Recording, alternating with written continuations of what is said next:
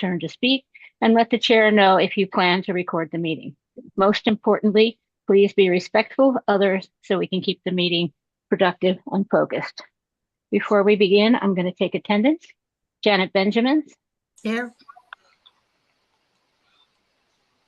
Joanne Cossett. Here.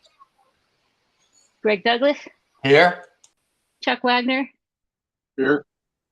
And Karen Strauss. I am here. First up tonight on the agenda, we have a public comment period. This is if anybody has any brief comments they'd like to make about matters not on tonight's agenda, please raise your hand and make yourself known. Okay. And seeing no one, first up is a continuation of requests for determination of applicability filed by Gail Bedoukian. Applicant proposes to flush cut 23 invasive Japanese black pine trees and planting beach grass at property located at 18 Horton Way, map 07, parcel 493A. And the applicant has requested a continuance until September 9th, 2025. So if I could have a motion for the continuance. Motion to continue until September 9th. And is there a second? Second. Janet? Yes. Joanne? Yes. Chuck? Yes. Greg? Yes. And I am a yes. Next up, we have a certificate of compliance filed by Martin and Arlene Rosner, SE 19-998 for installation of a new well and septic system at property located at 11 Bayberry Lane, map 13, parcel 148. And Alex, if you want to just give us a brief overview of what you saw at the site today. Yeah, so it was just me for the site visits this morning for this order, which was for the septic system. It looked, good, and I confirmed with the Board of Health, and they issued a certificate of compliance for this project back in 2001. So this is an older order that is being closed out. My understanding is this property is now on the market. As far as the continuing conditions, if the commission wishes, there is a stabilization plantings condition on this order, which may not be necessary. This project was completed on relatively flat ground, but if the commission wishes, we could continue. Or I'm sorry, we could issue an ongoing condition for stabilization plantings. Okay. Any thoughts from the commission on that? Any questions? Chuck? I don't see any reason to encumber it unless Alex considers there significant risk involved here. Okay. Anybody else? Okay, sounds like we're not interested in ongoing conditions. All right. Okay, so if we could have a motion to approve a certificate of compliance for SE 19-998. Move to approve certificate of compliance for SE 19-998. And a second from somebody? Second. Okay, and we're going to vote. Chuck? Yes. Joanne? Yes. Greg? Yes. Janet? Yes.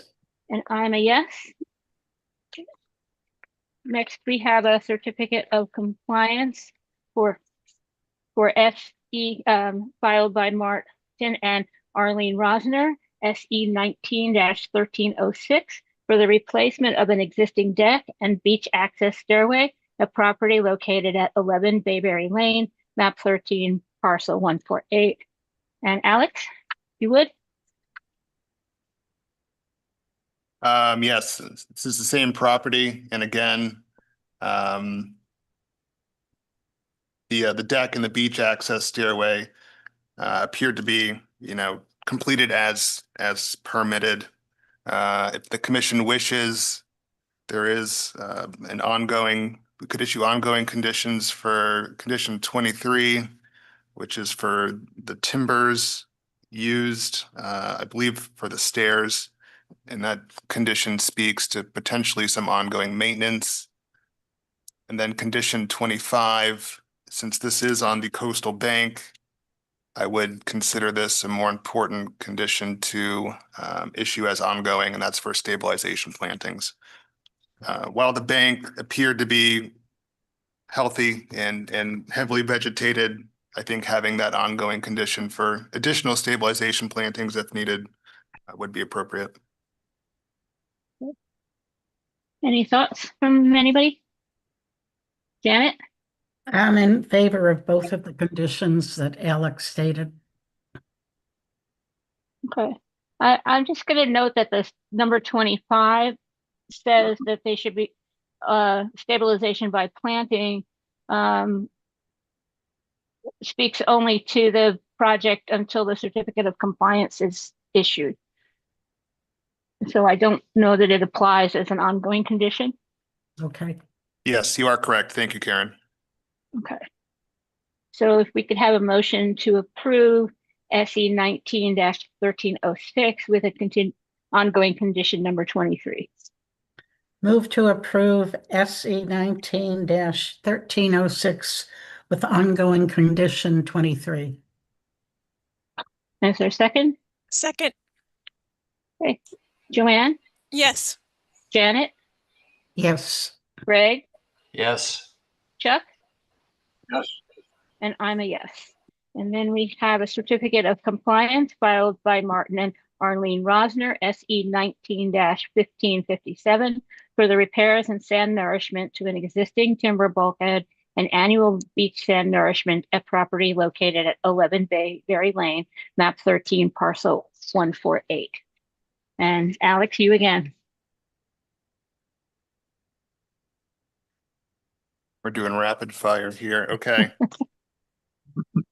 Again, Well, like the previous orders, the work was completed as permitted. If the commission wishes, hold on, I'm trying to find the conditions here. 30, 32, 33. Correct. Yep. So condition 30 speaks to repairs to the bulkhead, and this is for the replacement of hardware if needed. We've got the ongoing annual beach nourishment for condition 32.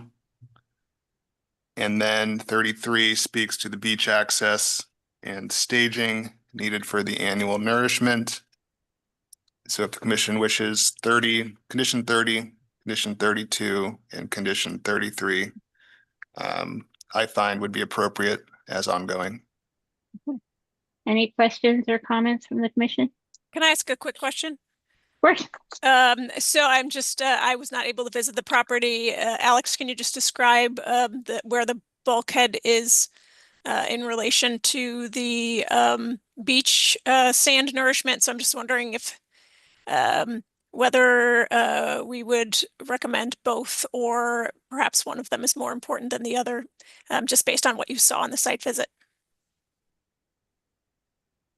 And that's for, when you say both, what do you mean? It looks like there are two things listed in the description. Sand nourishment to the bulkhead and beach sand nourishment. Are those one and the same, or is there a difference based on the site, the site design of the property? Let's see.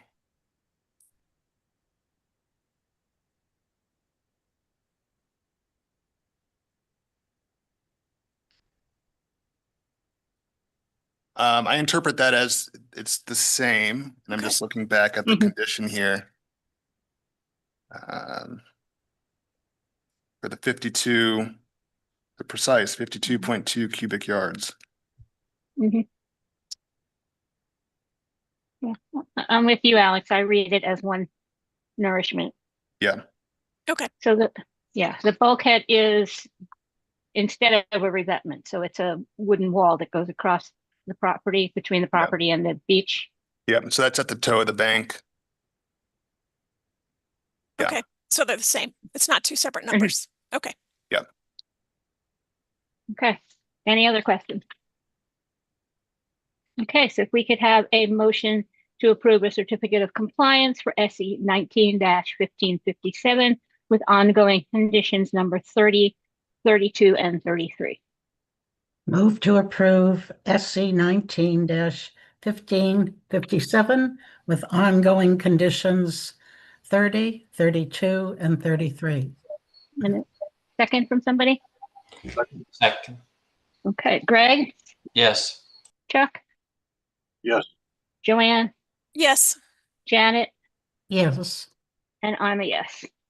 Okay, next we have a certificate of compliance filed by Paula and Charles Cochi, SE 19-1905, for the demolition of an existing dwelling and construction of a new dwelling, septic system modification, and town water line installation at property located at 735C Campground Road, map 07, parcel 324C. And Alex, you again. So I was out at this site this morning, and I've met with Mr. Kochi several times earlier this summer. So this, as Karen stated, order was for demolition and rebuild, and along with some new septic system as well.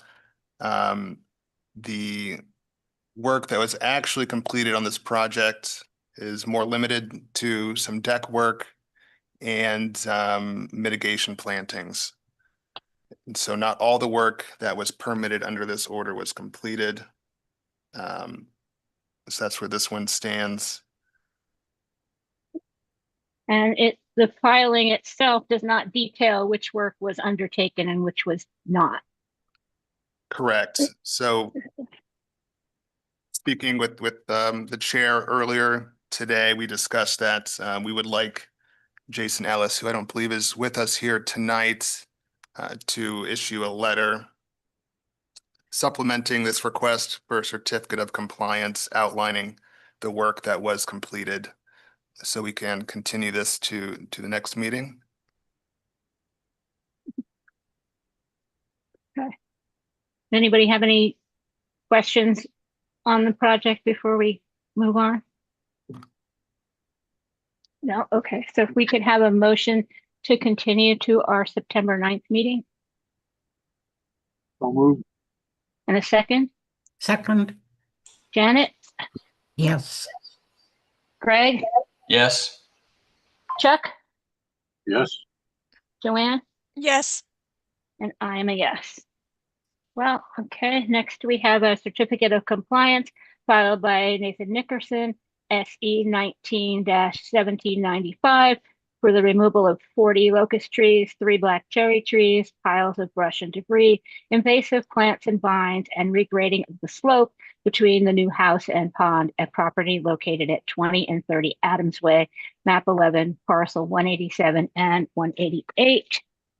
And I don't see anybody here to speak on this. Alex, if you wouldn't mind again. Yep. Once again, I was out at this property this morning, and I've been out here. I think the last time was earlier in the summer, and there is a pretty robust mitigation plan for this order. And I think to get a certain count on what was planted on this property, we would like to have an as-built plan for the mitigation plantings. It is evident that there are a lot of plantings at the property now, but we want to make sure that what was permitted under this order has in fact been planted. And I think having an as-built for the mitigation plan would make that a lot easier. Right, and I think we also permitted some grading work on the slope, and I would like to see an as-built that includes that, as well as a notation where the snags that were required were left. And you when we talked earlier today, you said that you'd like to see another couple of growing seasons for the planting. And so, correct. So once the once we receive this as-built for the mitigation, I think the commission can certainly issue a partial certificate of compliance for this order. And, that would allow the mitigation plantings to become more established over 2 to 3 growing seasons. Once that's happened, then we can formally close this one out. So we need to continue this, and you also noted that the order of conditions expires in October. Yes, this order benefited from the 2-year extension that the state enacted on permitting. And if my math is correct, this order will expire in October 7th of this year. So we want to keep that in mind, and I'll touch base with Jason Ellis Okay. about that as well, so that we can get this extended to allow for the ongoing mitigation at this property. Okay, do we have any questions or comments on this? Okay, so we need to Yes. continue. Yes. Janet, go ahead. This is just a little thing. It says the slope between the house and the pond, but I believe there's some conservation land between the house and the pond. So do we have to be fussy about how that's stated? That for most of the area, it's the slope between the house and the conservation land, except where there's access to the pond? Well, the plan called for grading in a particular location, which was not between the conservation area and the pond. So it was on the original plan. I think we're looking for an as-built that shows if the work was done and what the current grade is. So we permitted. I don't think so, in answer to your question. Okay. That we did permit it, I believe, in a certain location that was on the site plan, and the certificate of compliance doesn't refer to whether that was done and what the result in grade has turned out to be. So, but we didn't permit anything on the conservation land. You're muted. I meant, did it have to designate that the slope in some areas or in part of the area was between the house and the conservation land? Because it just is between the house and the pond. Mm-hmm. Do we have to be specific about that? I don't think so. Okay. Okay, so the question is, when should we continue this to? Should we maybe leave it as, I think we might have to leave it. Alex, any thoughts? We could do it to the next meeting, and then you could talk to Jason and reschedule. Yeah, why don't we do, how about we continue it to the next meeting, which is The 9th. September 9th. Yeah. I'll be in contact with Jason between now and then, and if we need to push that back further, we can. Okay. So if we could have a motion to continue this to September 9th. Move to Motion. continue to September 9th. Hey, Greg, you might as well second. Second. Okay, Greg, Yes. Janet, Yes. Joanne, Yes. Chuck, Yes, and I'm a yes. Okay, next we have an administrative review filed by Jill Streck. Applicant proposes to add to existing deck and redecking the main deck at property located at 6 Dial Road, map 07, parcel 529.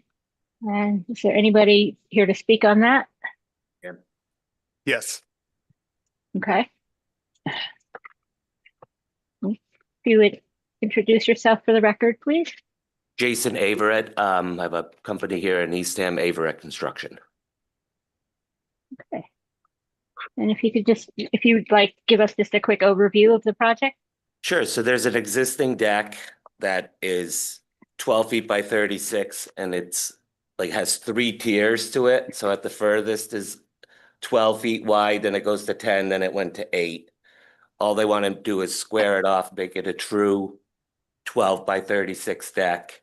We were gonna do the diamond pier footings, so there'll be no disturbance to the property, and as it is now, there'll be, I don't have to, no impact to any vegetation or very minimal to the ground with the helical pylons. You only really need to disturb about 6 inches of soil. Okay. Any questions from the commission? Any comments from Alex? No comments from me. Pretty straightforward project. Okay, so if we could have a motion to approve with special conditions for decks and shed. So moved. And is there a second? Second, Joanne? Yes. Chuck? Yes, Greg? Yes. Janet? yes. And I am a yes. Okay. All right, and next we have is continuation of notice of intent filed by Cape Holden Realty Trust. Applicant proposes to construct a new family dwelling at property located at 339 Dire Prince Road, map 19, parcel 111. And I believe David. Good evening, everyone. David Little from Ryder and Wilcox. This is our third hearing, and thank you for being patient, but I think we've made some pretty good progress. So I just want to touch on a couple of things. The proposed dwelling at the first hearing was originally proposed to be at the first floor to be at elevation 14.25, but one of the commissioners at that hearing suggested that we raise it a foot just to provide a little freeboard, which we've done. We're now proposing that the finished floor elevation be 15.25. The biggest change to the plans before you is the proposed driveway access. The driveway will be gravel and will provide access to the site via Dire Prince Lane. We included in the digital application and paper application a title examination that was done. We determined that we do have access over the private way to our site. So this changed our proposal significantly. With respect to the performance standards, I'll jump right into it. We believe the project will have absolutely no impact on the salt marsh. With respect to land subject to coastal storm flowage, the Eastham Wetlands Protection Regulations doesn't have performance standards.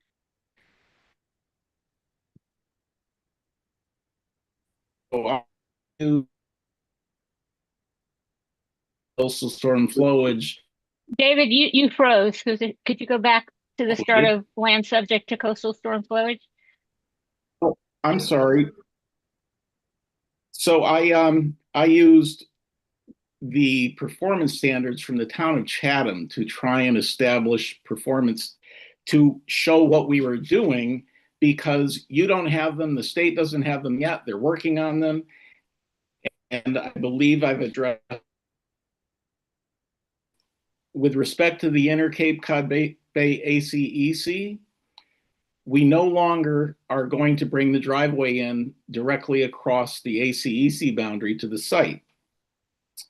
The only thing that will occur is that on the site, once the site has been cleared, we can dig a hole, and with a machine, we can directionally bore underneath the ACEC to the Dire Prince Road in 2 spots where we can connect to an existing water service, and we can connect to a proposed utility pole that will have to be installed. The only disturbance occurs within the limit of work or immediately at the edge of the pavement of Dire Prince Road for the installation of the utilities. And in my review of your ACEC regulations, there's nothing that prohibits us from doing that. With respect to mitigation, your site, your regulations say that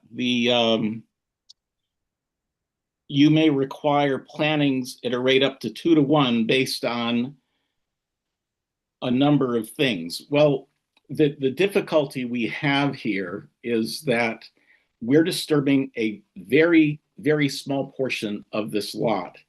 And the lot, for those of you that have walked around it and walked through it, there are no invasives that we can get rid of to provide mitigation. There's not a lot of area on the site that we could provide additional plantings. So what we did within the 4,360 square feet of the site that's within the buffer zone to the salt marsh, I'd like to point out that that's only 16% of the total lot area. The construction of the dwelling, shed, septic system, and parking area results in the loss of 12 native trees within the buffer zone to the salt marsh. And we propose to plant 1,190 square feet of native shrubs and 6 cedar trees, as shown on the plan as mitigation. And then additionally, the areas around the house will be seeded with eco lawn, a drought-resistant grass that requires mowing only once per month or not at all. I've been turning my own yard over eco lawn, and I've only had to mow twice this summer. I've been going through a reseeding process. It's amazing. It's a fescue. It doesn't require irrigation once it's established. And as you can see on the site plan, we have a very finite area around the house within which to walk. All the recreation will occur on the decks on the house itself. And then in addition, we were asked to address climate change integration. The dwelling, with the inclusion of flood vents in the foundation, allows for the movement of flood water through the dwelling, and as a result, the adjacent resource areas will not be subjected to collateral damage by floodwater displacement. It essentially, you don't create any hydrostatic issues when you have flood vents installed in the foundation according to FEMA requirements.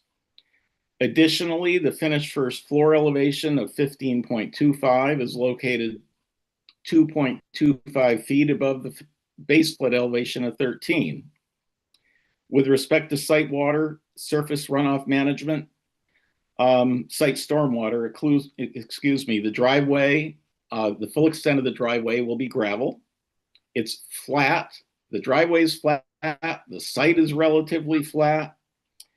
Gutters and downspouts connected to dry wells or crushed stone at the roof drip lines would be utilized to infiltrate the stormwater runoff management. We propose substantial replanting. And then with respect to measures to protect the dwelling, FEMA and code their regulations are updated regularly, and this dwelling will be in compliance with their regulations. So we have the opportunity to provide you with more trees if you want, if that's an issue.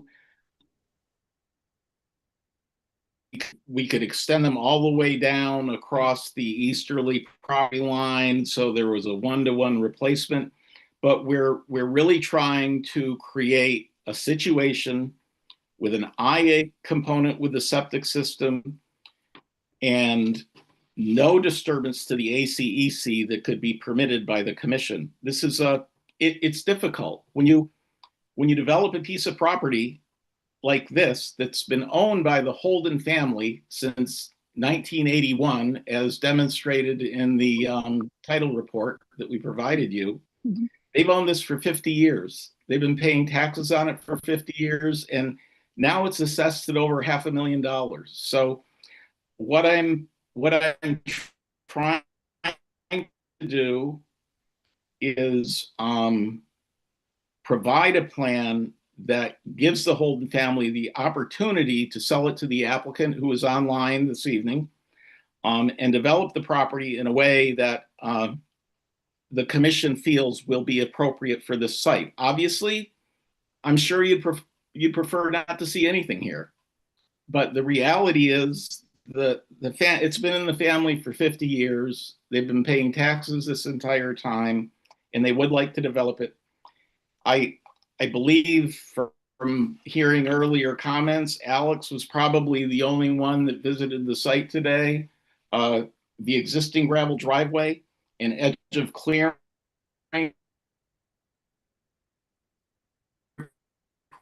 road only requires a little bit of clearing to get into the lot, and it does not impact the ACEC at all. So with that said, Karen, that would be my presentation. Thank you.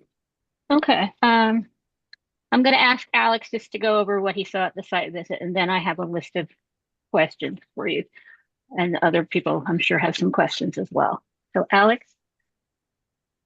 Yeah, thank you, Karen. I did get out to the parcel this morning and walked along the proposed gravel driveway through Dire Prince Lane.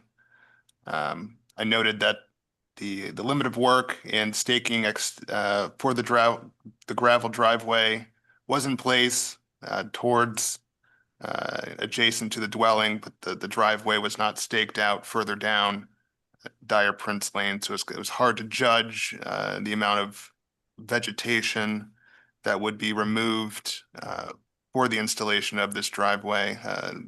As noted, the driveway is within jurisdiction, it's within the flood zone. As far as the other parts of the project, my main focus this morning was the proposed driveway. That was the big change from the prior filing. But as noted in previous meetings, the proposed trees that are to be removed are flagged, and that the project is staked out on the parcel. It's pretty thick with poison ivy back there, so I can only make it in so far, but I have looked at the flagged trees. So yeah, that's what I have to report. Okay. So you didn't give us a lot of details on the driveway. You didn't discuss vegetation to be removed for the driveway. Well, if I could it's in the land subject to coastal storm flowage and the 100-foot buffer zone to the ACEC, so it's definitely in jurisdiction. No, there's no buffer zone to the ACEC. It's outside of the ACEC. If you read the bylaw again, there's a 100-foot buffer zone to the ACEC in the bylaw. But in any case, it's in land subject. I don't. Okay, so if you would like, I would love to take everyone for a walk down this existing gravel driveway in open clearing to the lot. Mm-hmm. You can wear your beach sandals. It's so open and so easily accessed. It's flat. There will be no surface water runoff to the adjacent resource areas or to the land subject to coastal storm flowage. As I said, your regulations don't have performance standards for land subject to coastal storm flowage. So I consulted the Chatham regulations that do. I know DEP is looking into adopting them, but they haven't yet. I would love to take the commission on a walk to go out and see how I believe this is a good project, and perhaps that's something we should do. Okay, but that wasn't my question. My question is, you didn't detail it. You didn't detail any vegetation that's getting removed along. I don't need to. It's a gravel driveway. So you're not taking existing gravel driveway. It's not. Is it a gravel driveway? I'm taking zero vegetation out until you to where proposed gravel driveway and parking area is on my site plan. There's absolutely there would be some bushes that would need to be trimmed back. That's the extent of the clearing. No root disturbance, nothing. It's flat. It's I would implore you to go on a site visit with me to see this. Okay, so no vegetation. Not until you get Is getting to removed for the where I driveway. show a 24-inch pine to be removed right above the words proposed gravel driveway. Mhm.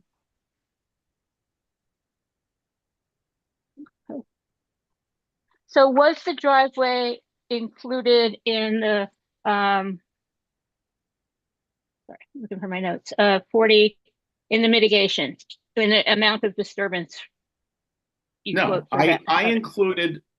I included the buffer zone to the salt marsh in Mhm. my calculations. Your regulations do not address land subject to coastal storm flowage, particularly when it's less than a 10-to-1 slope. It's flat. So my calculations were addressed at the area within the limit of work and within 100 feet of the salt marsh. I did not include the area within land subject to coastal storm flowage because your regulations don't have performance standards for that. But it is a resource area, and therefore general performance standards apply, as do our mitigation, land management requirements and so on. Well, I can revise those numbers to reflect that. But I think what's important to understand is we have a very small site here that we're trying to work with to develop. And I don't like doing this any more than you do, Karen. It's just I'm trying to work with the family and come to a common ground that I think we all might agree on. Right. Okay, but looking at mitigation, we're going to now assume that the 1,190 square feet is in jurisdiction? Because on the site plan, it says total mitigation area, 1,190 square feet, 420 square feet within jurisdiction. So everything's in jurisdiction?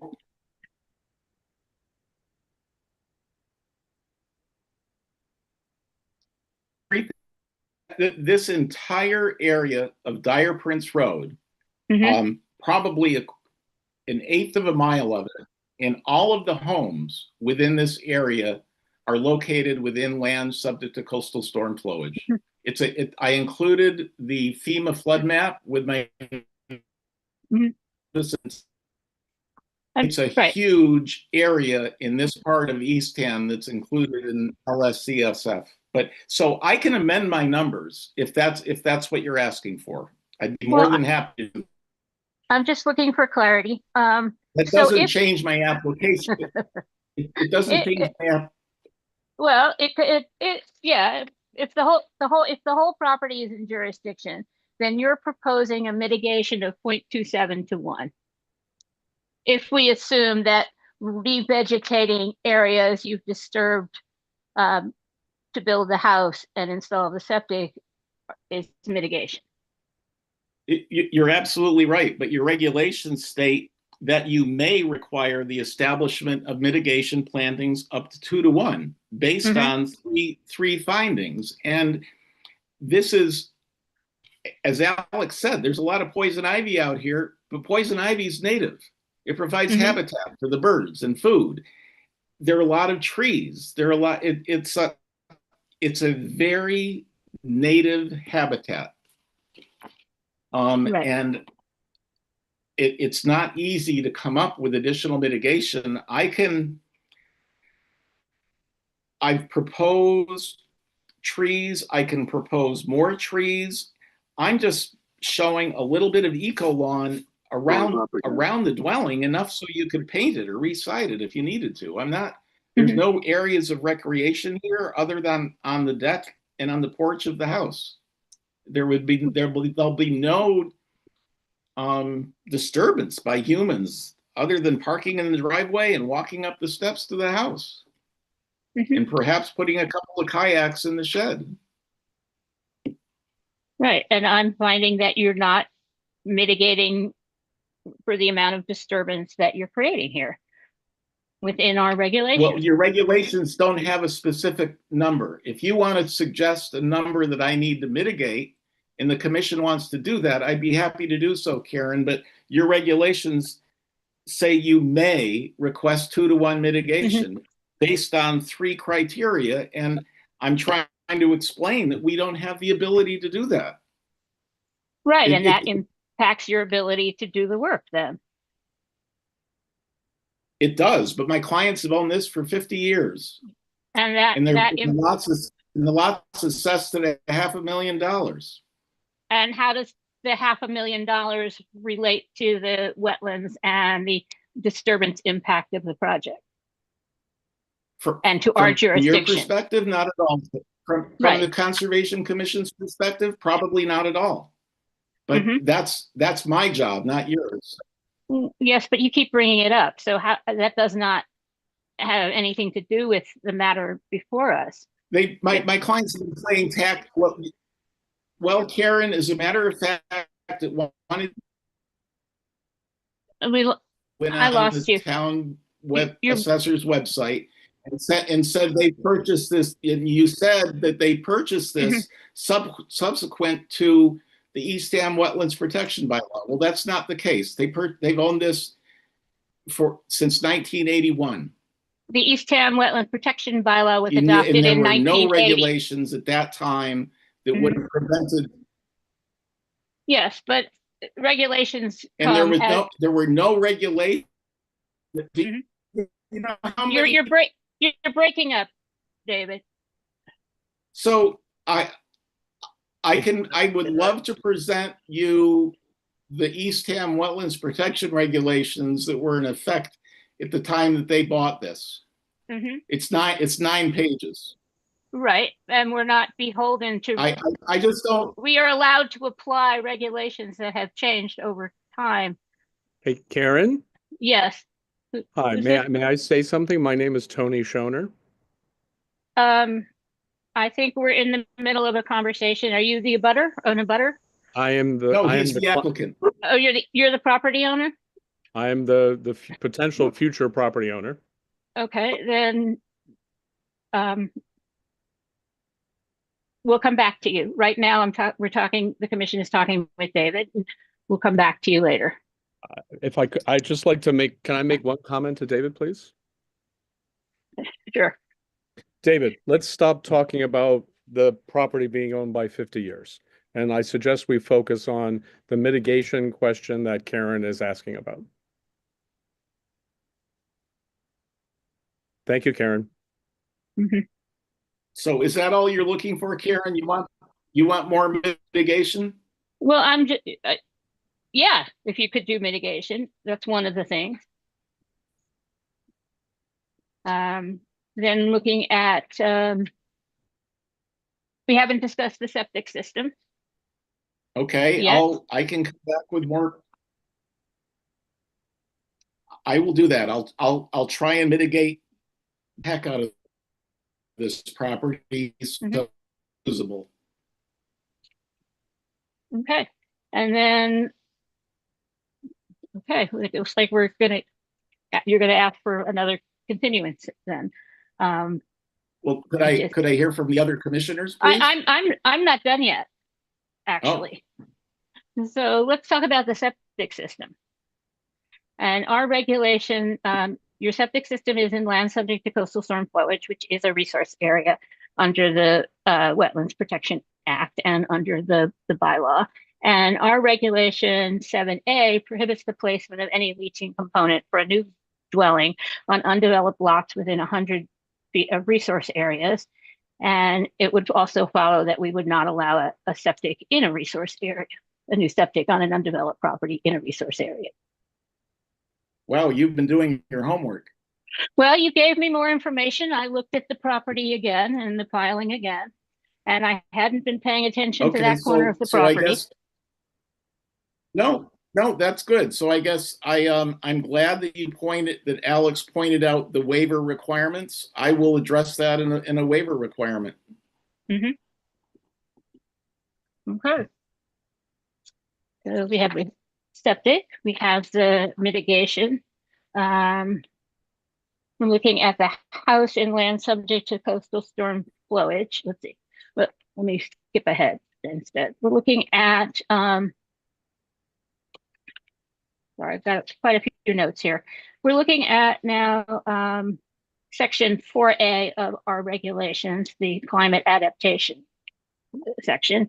And you did discuss mostly how you're adapting the house for climate change, but you haven't sufficiently discussed how the project is adapted to limit impact to the resource area through climate change.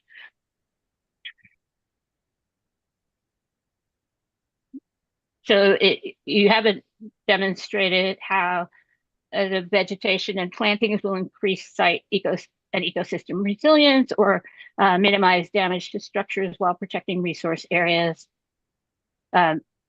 manage the stormwater associated with more, well, I guess you did the dry wells, but I went through your regulations and I addressed them, but you're setting a very high bar, and I will address how the project meets the climate change criteria. Okay. Right. So I'll go into it in more depth. Yeah. Obviously, I didn't go into it deep enough. Okay, so we got the climate change, we covered the septic, we covered mitigation, we covered land general performance standards for land in LSCF would be general performance standards under 310 CMR 10.24, a requirement of no adverse effect. 310 CMR doesn't have performance standards for land subject to coastal storm flowage yet. They will soon. Well, it has general performance standards for work within resource areas, including no adverse effect. So that's that would have one of the. That's fine. I'm with you. I'm with you.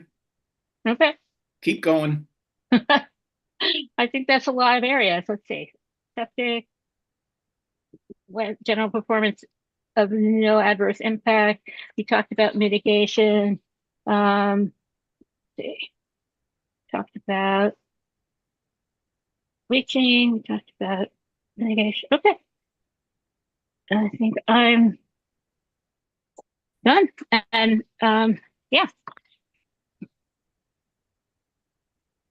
So let's see.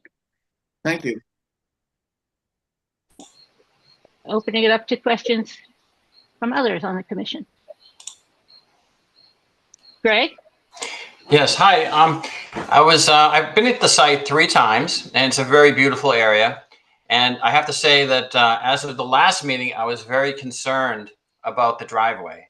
And it sounds like you've been able to resolve that issue. And one question was with regards to using the mole system. How big is the trench going to be, and what are you going to do to mediate the trench when you're done?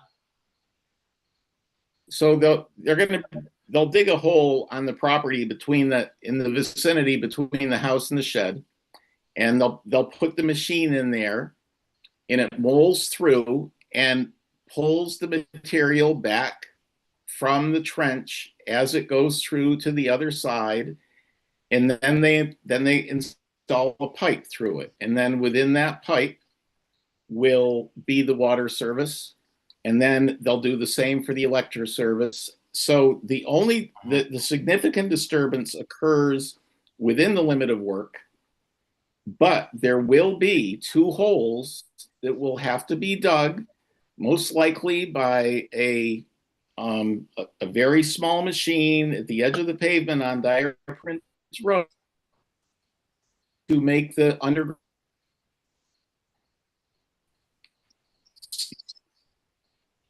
With John Martin Excavating, who they have a couple of things they can do. They can mole it, or they can actually do the boring. And he suggested in a situation like this to do the boring because he's going to be very close to groundwater, just above it when he goes through, and it requires less disturbance than. Okay, and another question I have is it possible to add mitigation to the new driveway area? Even though could that be part of the plan? Because it looks like that's the only place that you could add any plants. I think where it gets difficult is that we have rights within Dyer Prince Lane. Mrs. Zaglio, who has a house there, she uses that existing gravel drive, and she's cleared that area within the roadway within which we have rights. So to the extent that we could do work in that, that's kind of why I suggested I would love to take the commissioners on a walk to see what we're proposing here. I think it would be helpful. Well, thank you. Anything else, Greg? No. Okay, Janet? Well, I was very concerned about the location of the proposed driveway originally also, because I thought it would lead to flooding in Dyer Prince Road. And it seems as if this location is a little better. But I still am concerned that the whole area is within a flood zone. And I'm concerned about the location of the septic system and the leach field being in a floodplain.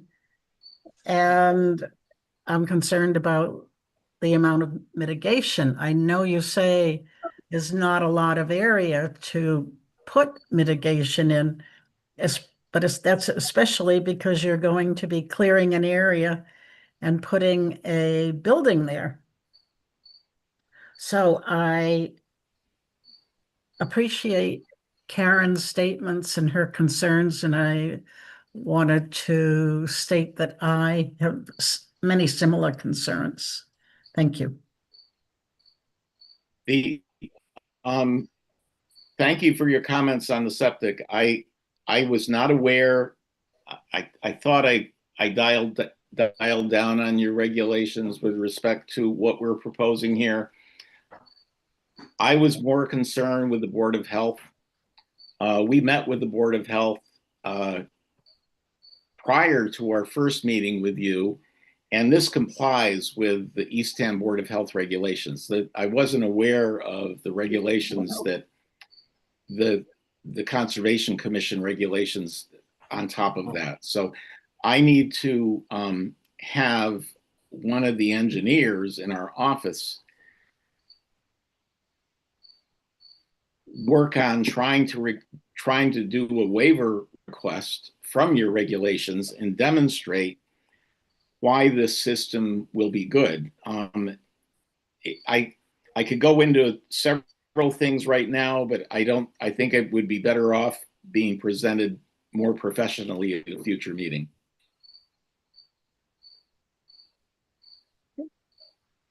Joanne?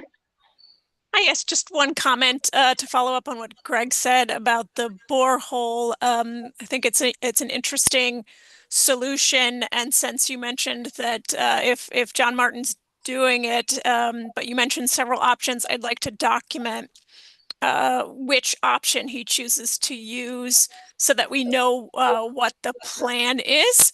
It does look like there are multiple regulations that dictate how he is supposed to proceed in this situation anyway, so that's good to know, but I'd just like to see what the final proposed solution is in writing.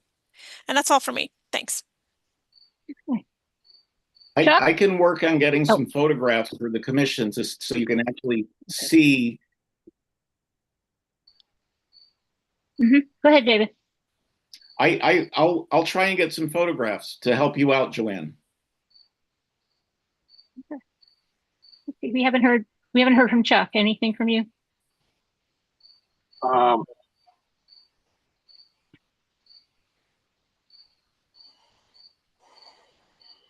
my thoughts are complex. First, I think so much focus on mitigation is a red herring. There's a lot of vegetation on that piece of property. We could plant a few trees here and there, and if they had to move poison ivy to do it, it wouldn't be a big loss. So I don't think that mitigation necessarily is a limiting factor here.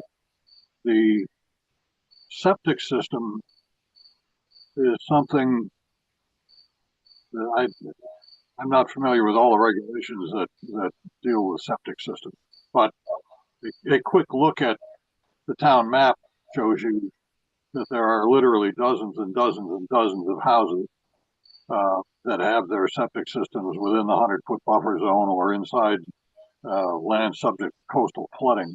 This particular property is a little bit higher risk because it's right there on the mark adjacent to the tidal river, and the water could come up substantially. And the risk would be that if it stayed up for a day or 2 days for one reason or another, that the system wouldn't actually work correctly, and you'd have to worry about backflooding in through the leach pits and up into the system. So I think that of all of the things that I've heard, that's the only real concern that I have for this property. And a septic system would have to be built such that it couldn't flush at all. I can look into that, Chuck. Perhaps we have the ability to elevate the septic system. So what's interesting here is just north of this property on Dire Prince Road, if we had a flood that reached elevation 13 as this flood zone is, Dire Prince Road would be under 4.5 feet of water right here. I just want to point that out to the commission. Mm-hmm. Mm-hmm. And this would not be the only septic system impacted by any means, but perhaps this one can be designed so it has elevated concrete walls and it would be above the flood elevation. That's something that I can try and look into.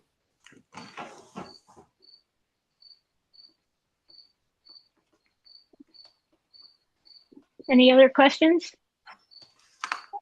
Alex, anything from you? Just based on my site visit this morning, I'm going to push back a little bit on that there would be no vegetation clearing for the driveway. I'd be happy to walk the site with you, David, going forward. But that did seem to be, at least when I was there this morning, a pretty well vegetated area. There are some natural clearings there, certainly, but when it comes to getting machinery, I suspect that there's going to be, some vegetation has to come out for that driveway. Well, I guess. Agreed. I'd be happy to walk with anyone.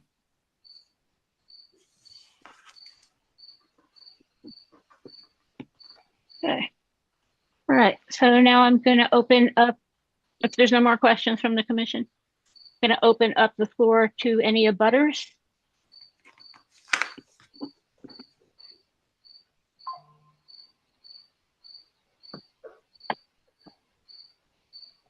Okay. You could reintroduce yourself.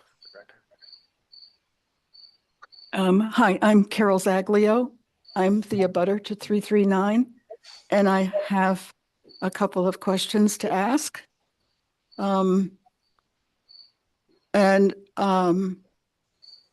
heard the comment by Chuck that the concern is the septic system, and I understand his concern. There are several septic systems on Dire Prince Road where they are significantly raised many feet above ground level, occurring most recently for a house just on Dire Prince Road as you come onto the road that was constructed a couple of years ago, but also 101 Dire Prince Road where the septic system was a raised system 30 years ago.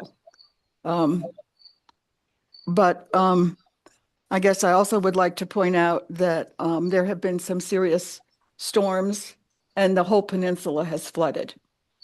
But I guess one of the questions I have is that in the initial plan presented, the average grade plane was about 9 feet above sea level. And I'm concerned that an enormous amount of fill is going to have to be brought in before you can get to a floor level that's 15 point whatever feet. And I'm concerned that all of that grading is going to cause a reconstitution of this area to be a bluff, to be a high level, not the flat area that it is. The other question I have is that Dire Prince Lane is 40 feet wide. Now, certainly it was always, initially, it was just clear land all the way down to the end of the peninsula. That's how it had been. And we just kept an area along our property mowed. However, it is 40 feet wide. And I don't understand how fire trucks, large vehicles for construction will get down that lane unless it is widened. So we're hearing that, very little change except where the driveway goes into the lot 339. But I don't see how the fire department would allow that. They can't get down. And if the house is now built way back from the road, how would they get in from the road if there's vegetation there? We make it more difficult for them to enter into the road. And on the mitigation discussion, the plan that was submitted on the 19th of August says four cedar trees will be planted. I walked through that poison ivy area today, and I think that I counted 20 flags on 20 trees, some of them very large, some of them spindly, but 4 cedar trees for 20, that's a lot. The other thing that I have a real problem understanding the new plan with the overlay of the landscaping, and I think the landscaping should be separate so that you can really see what's being proposed, because it's so much dense information in this plan that's really hard to understand. So I guess that's basically my comments. Thank you. The only butter. Does anybody else wish to speak on this project?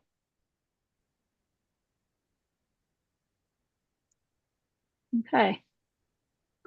And I would hope some of my observations would be addressed in the continuation. Mm-hmm. Okay. So you raised a couple of points here that I maybe would like to follow up on. How will the property be accessed for building, David? And then you can go right after that, if you wouldn't mind answering that question, and then you can address whatever you'd like. Down Dire Prince Lane. Mm-hmm. It appears we may have to make the driveway a little bit wider, and it may involve some more clearing. But that being said, there's only minor grading around the dwelling itself. It's going to be leveled off, and you're going to be looking at a tall foundation. It's not going to be pretty to look at. It's going to be a tall foundation with flood vents in it, but we're not creating a mound on a peninsula here. We're building it according to FEMA regulations, which requires the flood vents to allow the floodwaters to enter and the floodwaters to escape. So we're creating no hydrostatic pressure on the building itself or causing any adjacent properties. So it's not going to be mounded up much at all. It's just going to be leveled off and constructed on a flat site. But all construction has to go through Dire Prince Lane, excuse me.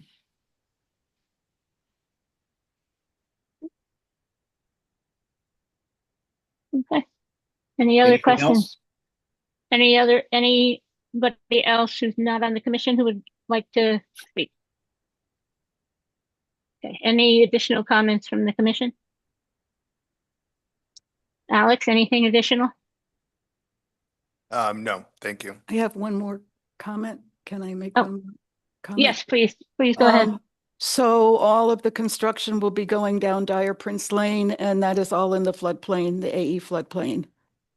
That is correct. Mhm. Your entire site, this entire site, a significant portion of the road and all of your neighbors, this is all flood zone here, Mrs. Zaglio.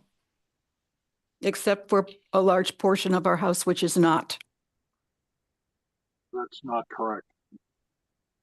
I don't believe that's correct. What's incorrect?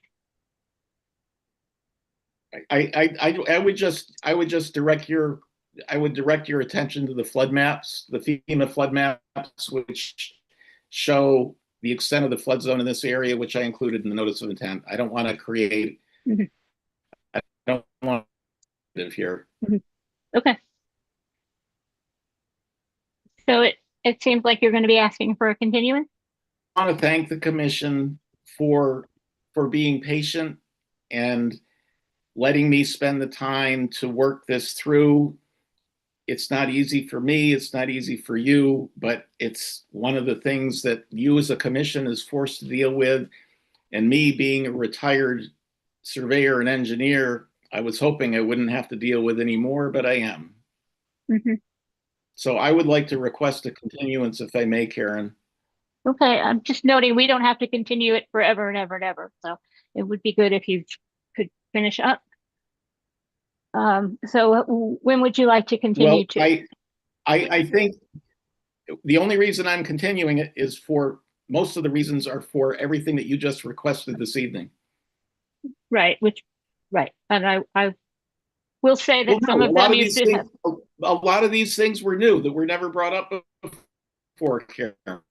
That's true. That's true. Because every time being negative, saying that I need time to address them. Right, and I'm fine with that. But some of these things you should have seen, and some of them I didn't look at until you gave us more and more information. So forgive me, I'm fine with older. I'm getting older. I put one foot in front of the other as I go through the days. I'm doing the best I can. Thank you very much. Okay, I'm not going to vote against your continuance tonight, unlike last meeting. So when would you like to come back? Our next meeting is September 9th. Then we have the 23rd. I would like the 23rd, please. 23rd. Okay. So if we could have a motion to continue this to September 23rd, 2025. So moved. And a second, please. Second. Okay. Joanne? Yes. Janet? Yes. Ray? Yes. Chuck? Yes. And I'm a yes. Okay, we'll see you in not quite a month. Thank you very much. And now I've lost my agenda. Okay. All right. Next, we have a continuation of notice of intent filed by Michael Nargi and Terry Picard.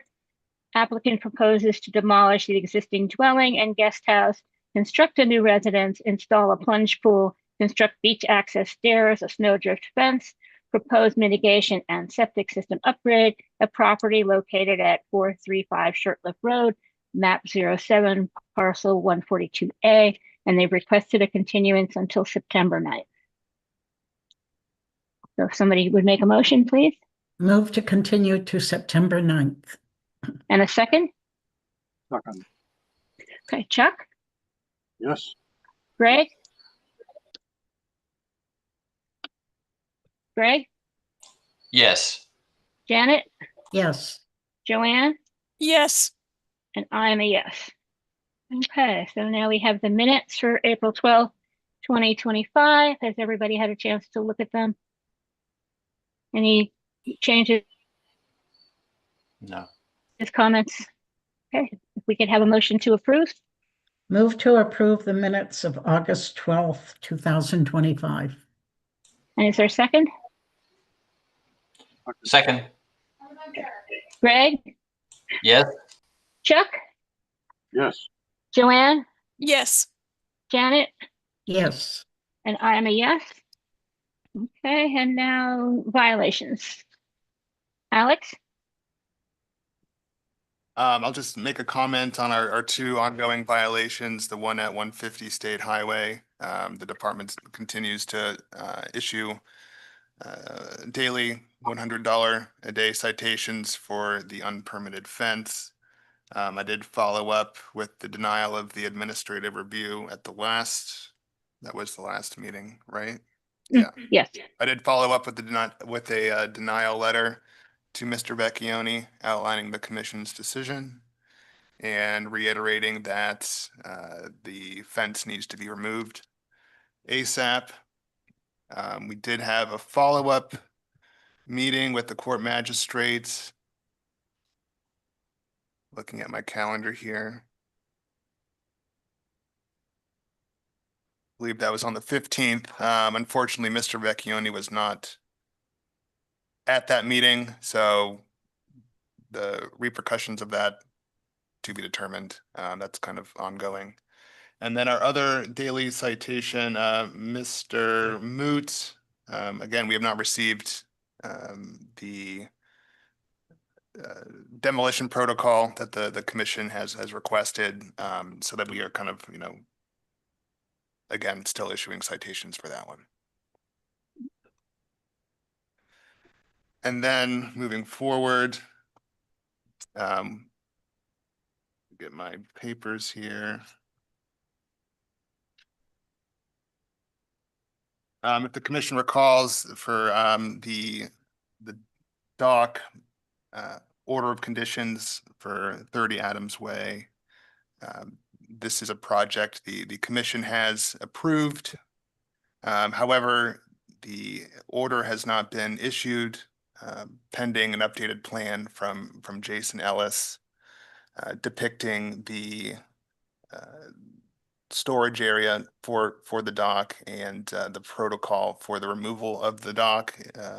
Again, this is a seasonal dock at 30 Adams Way. During my site visits this morning, I did make the observation that the dock was installed without the order being issued. I have since talked to Mr. Nickerson, and he has made his evening available to talk to the commission about this. So thank you, Mr. Nickerson, for coming here on a short notice, so we can have that discussion now. I'd like to just make sure it's on for you.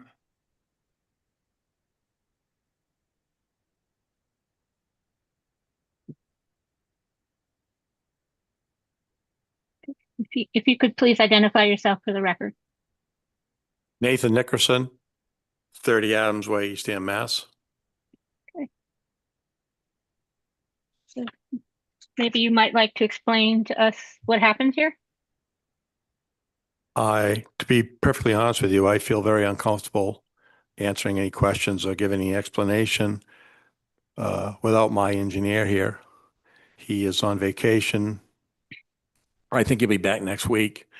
And where he is the one that I paid to apply for the application, I believe he's the one that should be here answering the questions. Otherwise, I'm just trying to answer questions for him. And I don't have the ability to answer these questions as he would. Okay, but you could tell us when the dock went in the pond? That was about 3 weeks ago it went in. I can tell you that I didn't realize that after getting permission for the dock, I needed to get a permit for the dock. I had no idea that that was the protocol. Okay, I'm a little surprised by that, as you've been in front of the commission on previous projects where the project was discussed and then approved and then a permit issued. And normally work does not happen in wetlands areas without having the permit in hand and a pre-site meeting. I've never been before the commission for a dock, Mhm. And I've only been before the commission for my house, Mhm. which again, I had experts that spoke for me that knew more Uh-huh. about it than I did. Okay. I think that's something we'll have to consider. Alex informs me, or maybe should have informed everybody, that the dock is also not in the configuration and to the size that we approved. That's true. I added a 4x10 section, but I did not go out any further than 24 feet. Mm-hmm.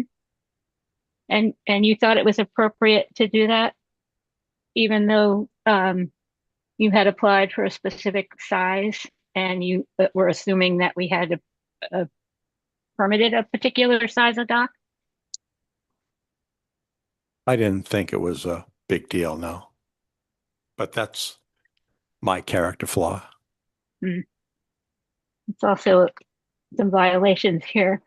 Let me see if anybody else on the commission has any questions or comments. Janet? I personally also would not want to speak for the person I hired, who is more expert at doing something. And it seems as if there was some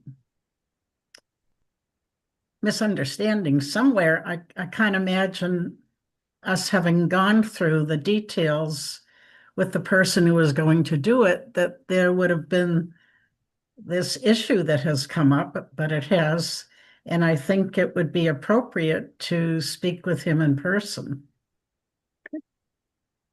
Thank you. Okay, so perhaps anybody else? So perhaps we might schedule a time when both you and Jason Ellis can be here together. Nate? I think that would make sense. Okay, I guess we'll leave that to Alex to sort out with you guys, if that makes sense to everybody. Okay. Okay, thank you for coming tonight. We appreciate that. Okay, and now we're up to liaison reports.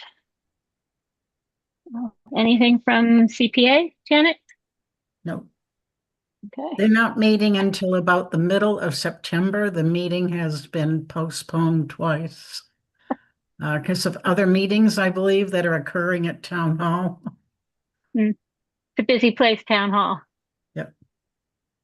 Okay, so I'm going to go through the Open Space Committee.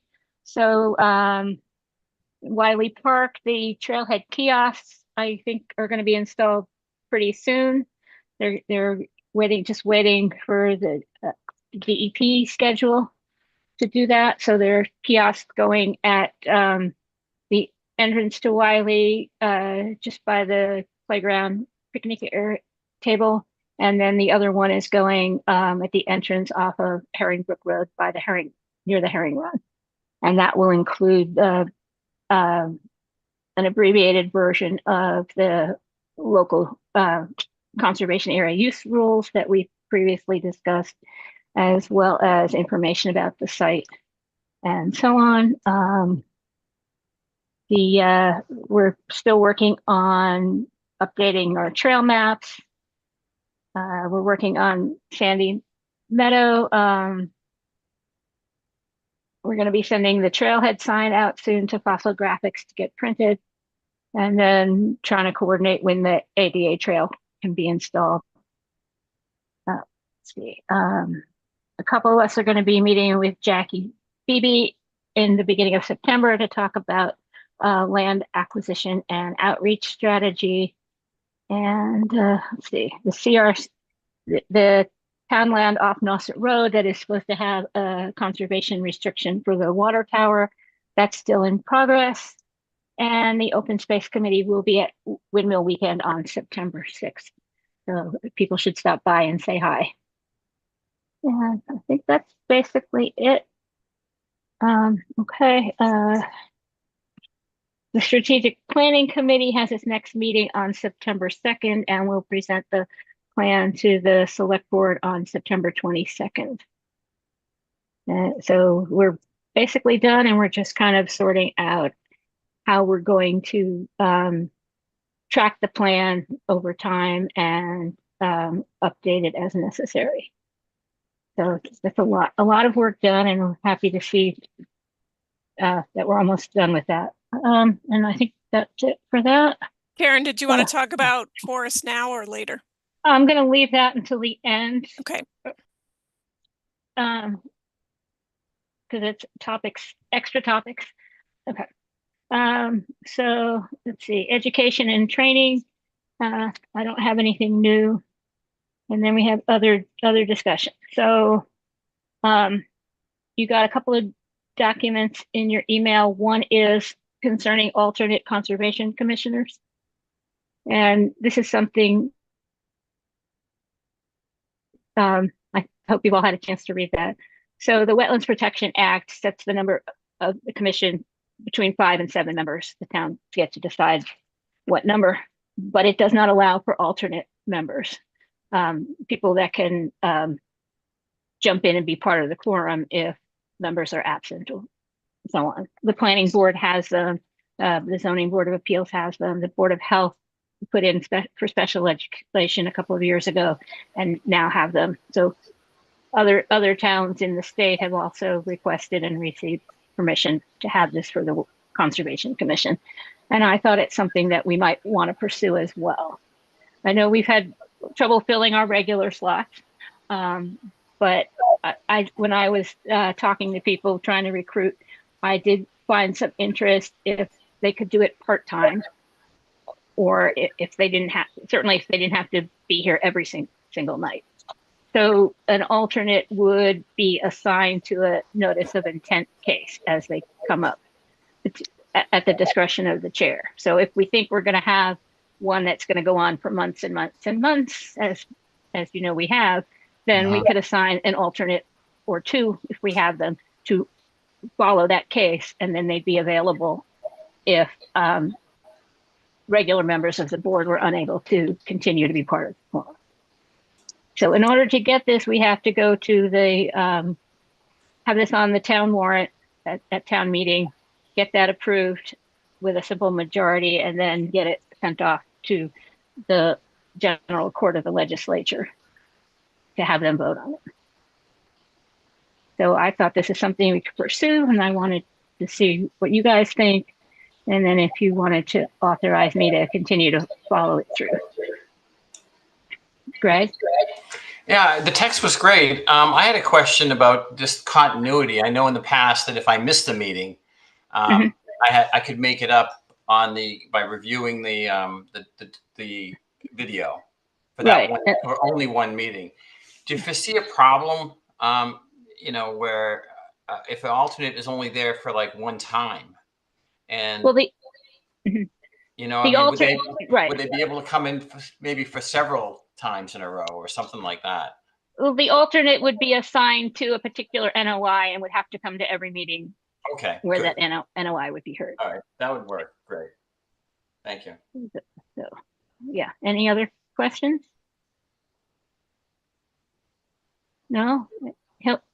Alex, Hillary, anything from you? Oh, Janet, go ahead. No, Greg covered it very nicely. Thanks, Greg.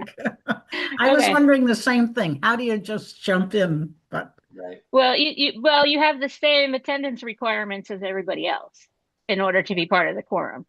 So you'd have to be there for every meeting where we discuss that particular filing. And as you know, that's not always every 2 weeks. Sometimes we don't hear again for a month or whatever. So they would stick with the filing and could come to meetings if they wanted to learn and so on, but are not required. Okay, Alex, Hillary, any thoughts from you? I think I just want some clarification on how we involve someone in a case so it doesn't seem as though we're handpicking people for cases. So that's why I thought they had to be at every meeting. That's what I've seen with some of the other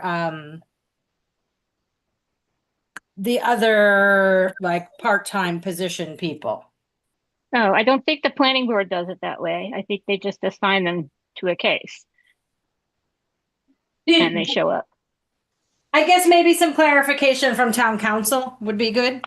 Yeah, okay.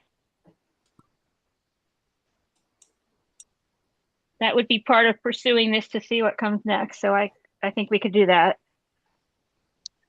Greg? Yeah, can we have more than 7 people at a time? Can we have 8? No, Okay. the Wetlands Protection Act is specific.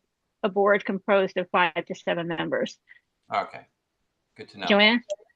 Okay, I'm going to totally continue to beat this like a dead horse, but so are we able to establish rules? So number one, I think that having, and Greg probably backs me up on this, having to learn all of this stuff, like it takes a long time. So I'm sure the planning board's the same way, but having folks kind of come in and out could be challenging. I'm wondering, do we have, beyond this,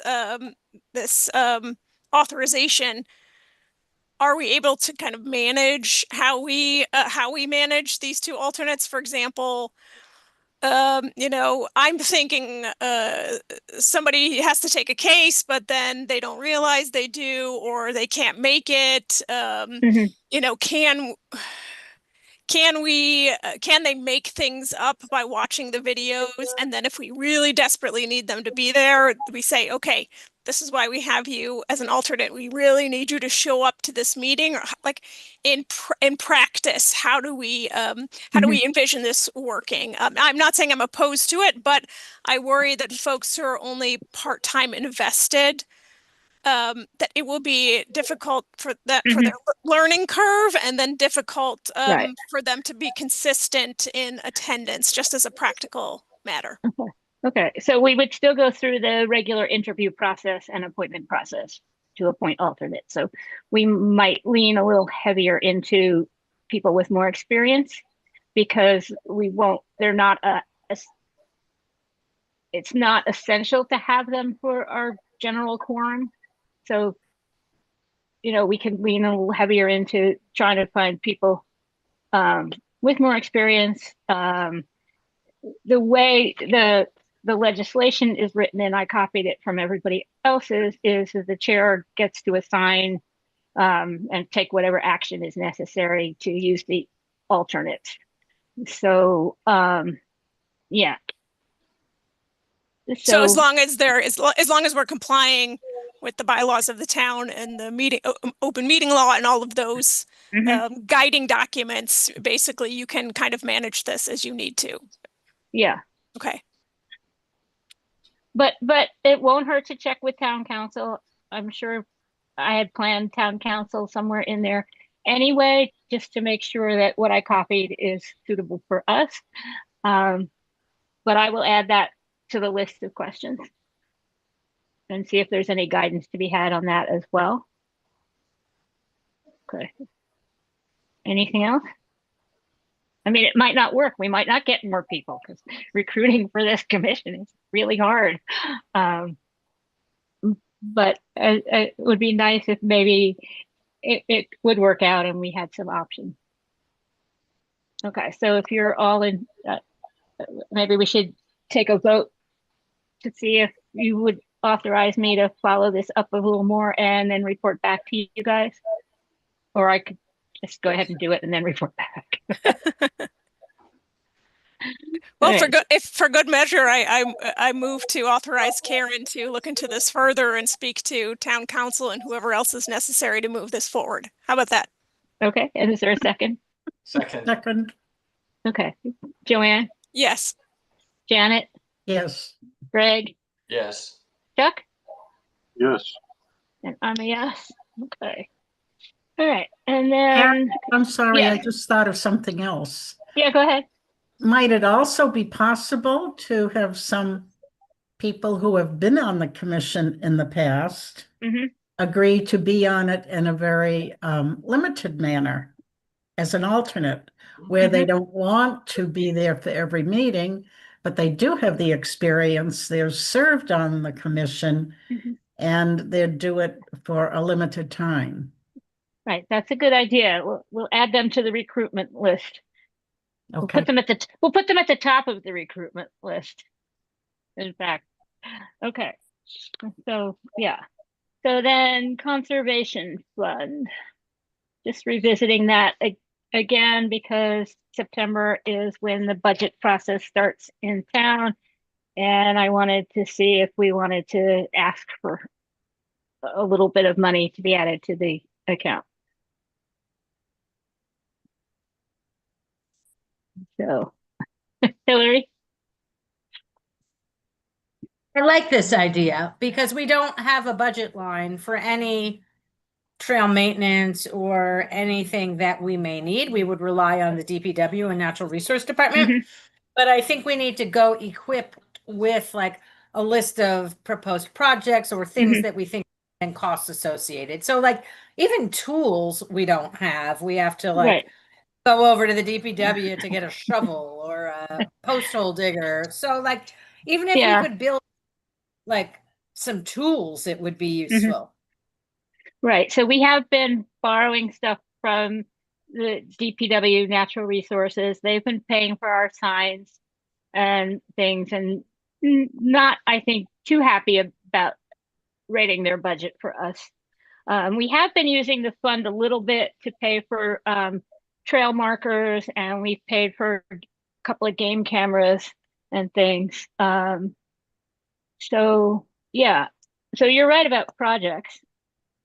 So how about if I wanted to get your guys' thoughts on it and then go back to the open space committee and possibly come up with some types of things that we would spend money on, unless you guys also have some ideas.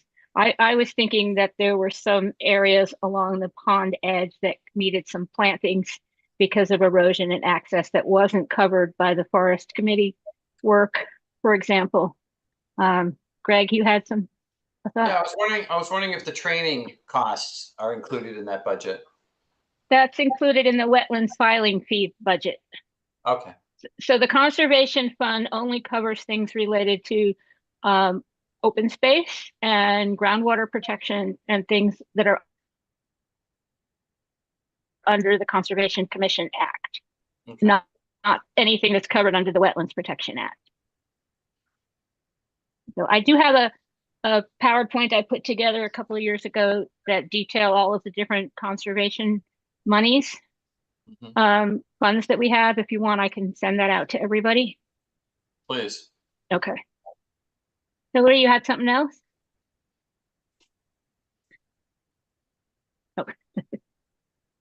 Okay. So I if you have Karen, can I ask a quick question? Yeah, of course. I'm just wondering, is this, and Hillary, maybe you know, or Karen, maybe you know, is this money, if we had like a not a nominal amount, but if we had a small amount, right, is that no year money, like it rolls over to the next year in case we don't come up with ideas in a particular year, or does that revert back to the general, like a general fund? So money that is put into the conservation fund stays in the conservation fund until we spend it. Okay. I believe there's a provision somewhere that might let the town take it back with a 2/3 vote of town meeting. But other than that, once it's in the conservation fund, we have the authority to spend it and use it until it runs out for whatever purposes match the Conservation Commission Act. Okay, because that's good. I would anticipate that all needs are not always the same in every year. So it's good to have some savings built up in case something larger comes along. Right. So generally other people use the money for things that are not part of the normal budget that are, well, I'll send you guys the PowerPoint. It lays it out pretty cleanly, I think. And we could discuss it again, perhaps at our next meeting, if you guys want to think about possible projects and things that so on. And otherwise, I will discuss it with the Open Space Committee when we have our next meeting on it at the end of September, but it's still within the September time frame. So our next meeting of open space is September 25th. So, and then we can kind of push it out from there. Okay. All right. So, and you guys all seem to be generally in favor of this. Yes. Okay. All right. So next is that Joanne, unfortunately, doesn't seem to be able to do the forest committee anymore as they meet in person, and she's going to be in DC and then in Africa. So she would like us to see if we want to appoint somebody else to this. Yes, sorry guys. The 5 p.m. time also is a little tough for me, and they do seem to like to meet in person when possible. Yeah. And I don't know them. I mean, with you guys, we've been together what, years now? It's like a long-term, it's a long distance relationship, but we have stuff to fall back on with the forest committee. I think it probably is better for the overall composition of that committee to have somebody who can be there locally and in person. My just as an update, my paperwork had an error in it, so I was never actually sworn in. So I'm wondering if I just need to withdraw and how that works. And then I forwarded to you all, there is a meeting on Thursday, but either me or whoever would kind of attend maybe in a symbolic position until we can actually get somebody sworn in as a member. Okay, so I'm just going to note that we're covering this on the agenda under items that the chair did not reasonably expect. And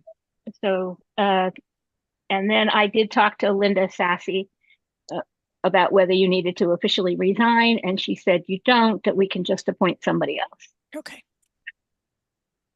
So, Greg? Well, I mean, it depends on how often they meet. I mean, like, for example, this Thursday, I couldn't do it. You know, is it something that is, how often do they meet? Is one question that I have. And about 3 or 4 times a year, generally. And I wouldn't have problem with that if you, I mean, I can talk, should I speak to someone there and get an idea of what's involved? I mean, I don't know what the scope is of the job, to be frank. Okay, they meet, they talk about plantings and stuff, and then the Friends of the Forest Committee implements the planting. Okay, well, but if you'd like, we don't have to appoint anybody today. If you want to talk to them, I will email you the email address of the chair. If you want, and the contact info. Yeah, I'll give them a call tomorrow and just talk and scope it out and figure out what they would need me to do and make sure that I could fit into that job time-wise as well. Okay, Janet. I wanted to say to Greg that Mike Hartnick is in the group, and he was our representative. And before that I was, but once he came back on the commission, because he was a member of the group, he took that over. Okay. So he'd probably be a really good person for you to talk with. Sure. Yeah. He's both a member and he was our representative. Okay. He's not on the forest committee anymore. So just to be clear. Yeah. But yeah, he would probably be a better person to talk to. All right. I'll send you the email of the chair. Anyway, it's Francis Lewis, who's now the vice chair of the Open Space Committee. I forgot to mention that we swapped committee leadership at Open Space. So Rob Young is now chair and Francis Lewis is now vice chair. So, okay. So, all right, we'll put this on our next agenda then. Karen, would you like me to let Frances know, or do you want to reach out to her? I'll let her know. Okay. And I think that is kind of our agenda, isn't it? Unless anybody has anything. Oh, I do have one other thing.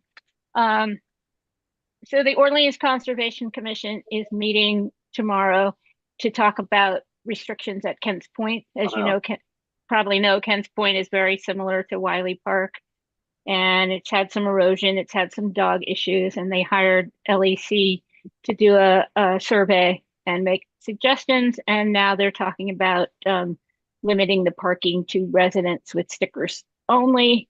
And that's going to be their meeting tomorrow. It promises to be kind of fraught, shall we say, but as it relates to stuff that we've dealt with and might look at, I'm just putting it out there if anybody wants to attend. It's from 5 to 7 p.m. and you can find the Zoom information on the Orleans website in their calendar.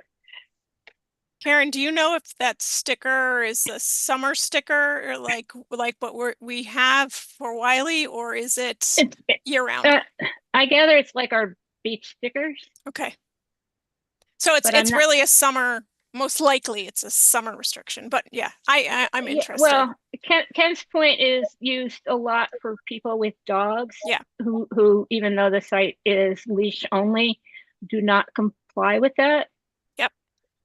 It's So, not dissimilar from Wiley, right? Especially with the Mhm. added pressure in the summer and likelihood of more negative Right. events to occur in the summer. Right. And Yeah. it also has wetland resources and so on. So, and it's controlled by the Conservation Commission.